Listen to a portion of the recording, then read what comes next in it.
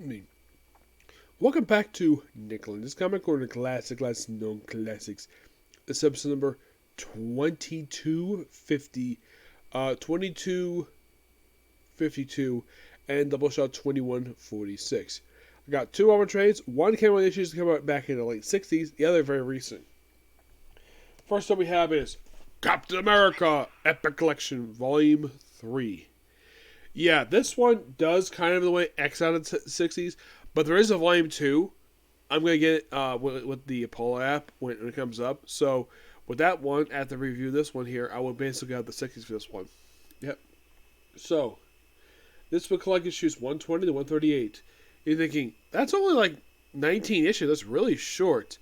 And it is. Not really known exactly why it's this short, so... By the way, all the issues here written by Stan Lee. Now, pretty much the whole creative team working these issues have all since passed away. Stan Lee passed away about 5 years ago.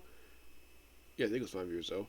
Gene Colan passed away, I think it was about a little over 20 years ago. And John Romita just passed away this past week. Yep, so this covers from December 1969 to June 1971. It does have the Captain America first in here, but that's a reprint.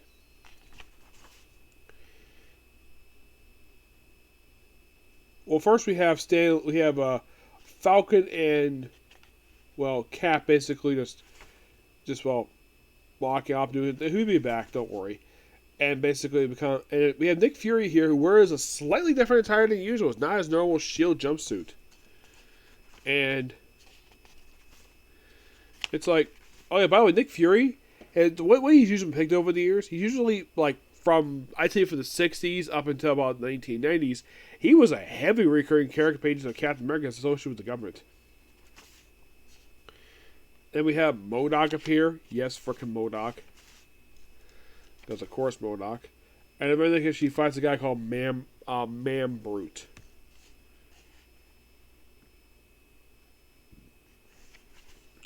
Yep. Flashback's orders on him fighting Man Brute.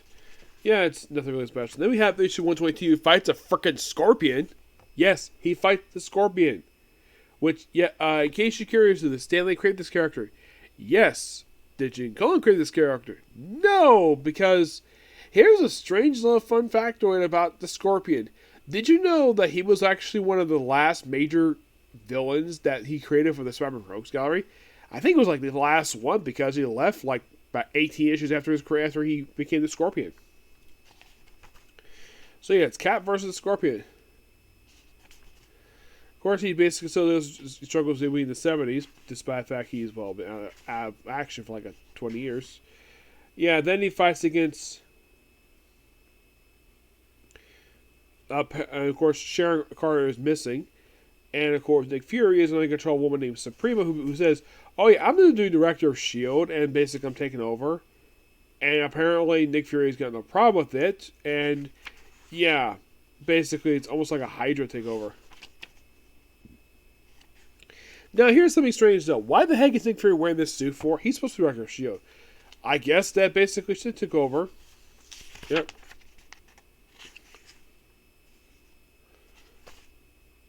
After with them, and she's taken out, and then eventually, like, by the way, before the end of the issue, we have a brief cameo here by J. Jonah Jameson.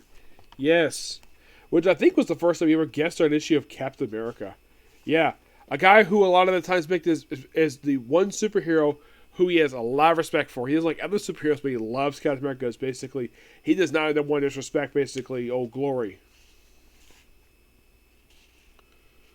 So, yeah, more spy stuff here.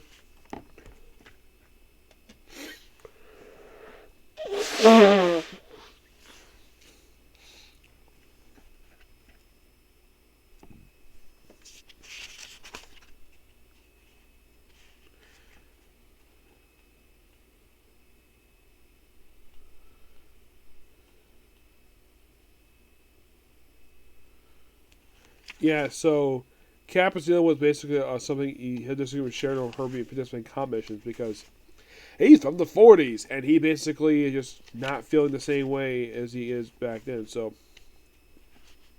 And then in the next issue, he basically encounters the Mandarin. Yes. So first he encountered the Spider-Man villain, now he encountered a villain from Iron Man. Yes, seriously. And I think that this may have been the first time he got one-on-one in his comic book that I can think of. Yes. So we got in their first year. Excuse me. With 126, we have Return of the Falcon. Yep. I think with one of these issues here the title becomes officially changed to Captain America and the Falcon. Yep.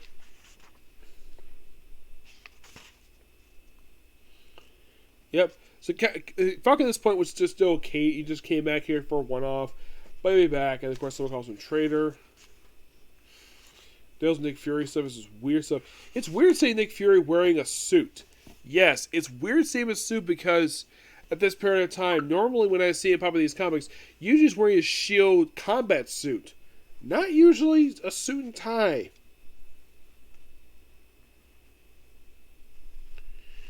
I think that's supposed to be like... Oh, I think that's Randy Robinson. Maybe. So that's Man Brute again. Yeah. And then he fights the Red Skull again. In 129. Yep. Fights the frickin' Red Skull. Yeah, has a rematch with him in this issue here. Up against the wall. Where this issue fights Patrick Leaper, the Porcupine, and Whirlwind. Yeah, even basically comes up and fighting him against the Hulk. Like, that's interesting. Yeah. Then we have Beneath the Hood. And apparently we have the Bucky Reborn stuff. Like, who is this mysterious man? Who also is the mysterious man underneath this hood? And Bucky is back, but it's not really Bucky. Nope. It is not. So the person in the mask is none other than Baron Wolfgang von Strucker, who was also... Yeah, he's him in Captain America, but he's also enemy of Nick Fury. By the way, Nick Fury shot him several times in the head, and somehow he comes back alive. No explanation at all.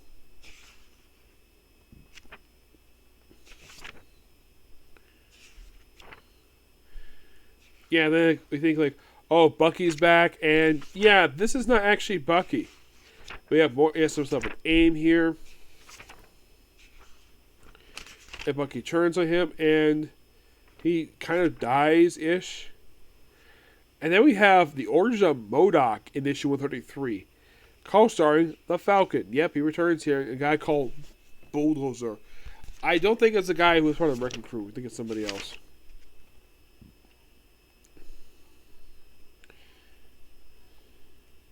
And then with 134, we have the debut of this title here. Captain America and the Falcon.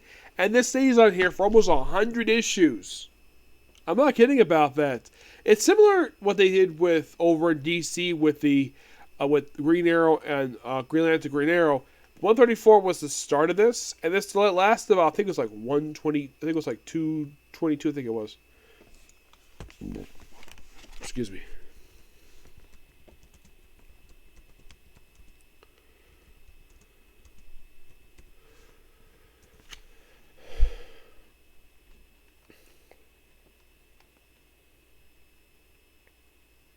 Yeah, basically, it lasts until 122, where it officially stops with it.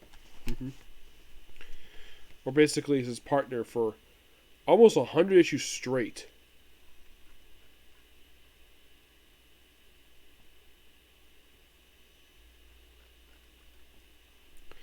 Yeah, and I think with 222 is when he dropped Falcon from the series. Well, as a co-star. Yeah, they basically had it for like about almost 100 issues. So it's lasted until like 178. It's 1970. It started in February 1971, and it wrapped up 7 years later. Yep. So, first mission they have together, take a guy called Stoneface for an issue. Yep. Though I'm not a fan of some of the early depictions of Falcon where he's picked as sort of a racist stereotype. Also, we have Nick Fury wearing a green suit. Where's the Nick Fury suit I know of? It's like he's faced up against some one-shot villains here. Yeah, then very next issue he just deals with, he deals with some gorillas in 136. In 137, they take on Spider-Man. Yep.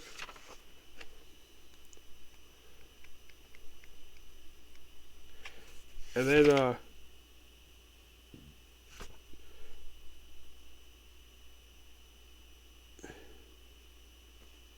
and of course they have a little, like, go home and just relax. But this stuff here is still really good. I thoroughly enjoy this. I get this book a 10 out of 10. And like I said, I will be getting Volume 2 soon, so don't worry about that. Alright, next up we have is a very recent trade released. Well, for the recent book for this character. We have Carnage Volume 3. Carnage Volume 2, excuse me. Carnage in Hell. Which collects issues 6 through 12 of Carnage Volume 3. 6 through 10 are the last issues of the series done by Ram V before he is taken over by a different writer. Yep. Alex Panico takes over as the writing here. Rogue Anito does 6 through 8 and 11. 9 through 10 and 12 is Francisco Mina. The cover is by Kendrick Kauka Lim. Yep. Mostly part of these issues just deals with the whole Carnage in Hell story arc, which basically is a 4-parter. It mostly deals with stuff in Hell. We see Hela here. Yes, Hela. And she's not the only person here. Because, of course, it's mostly, you can think of it as, oh, let's have Carnage deal with stuff in Pages of Thor. And then we see Malekith the Accursed.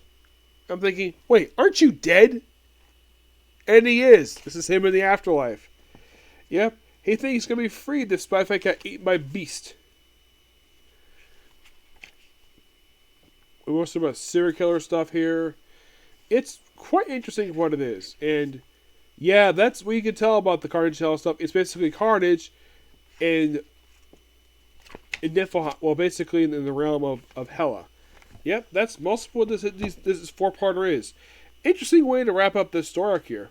And then basically stuff with there's some tie-ins to Absolute Carnage. We have Malekith becoming a Simeon. Oh, Simeon briefly. Yep. Oh yeah, I think it's 3-parters. So Godbreaker, just a standalone issue, which is Ram V's last issue in the book. Yep. More crazy stuff here. Then possibly we see the return of Cletus Cassidy, which I'm thinking, that's impossible. You're dead too because Eddie Brock stabbed you with a lead pipe in the chest. You should be dead, dude. And he's back. Well, thanks to the Carnage symbiote, of course. Yep. See if Carnage go crazy. It's basically the whole thing with this 2-parter. It's a backdoor pilot into the Carnage Reigns crossover, which the book ends with appearance by Miles Morales. Yep. But this is still pretty good. Still standard Carnage stuff. Very dark imagery in here that I got handed this book. I'm giving this book a 9 out of 10. I do not recommend kids reading this one because, yeesh, it's quite dark. Yep. But yeah, that's particularly a particular view. Next up is going to be Black Clover, and then it's going to be on to Demon Slayer. Okay, next video. Bye.